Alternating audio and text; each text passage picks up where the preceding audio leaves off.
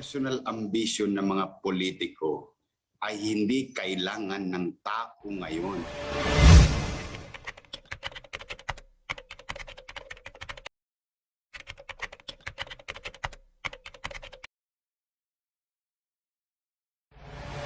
Yung mga personal ambition ng mga politiko ay hindi kailangan ng tao ngayon.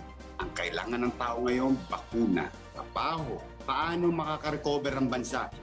Ngunit mukhang hindi naman yan iniintindi ng ilang nag-aambisyon.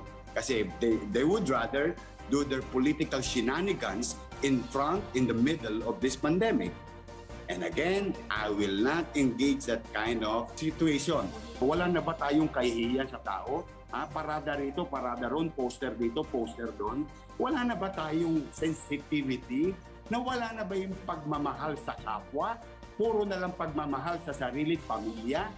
Is this what we want? Oh my God, no, I will not participate in that. I have to focus on what we should do and I am obliged to do because it is a sworn job na kailangan namin gawin ngayong mga panahon na ito.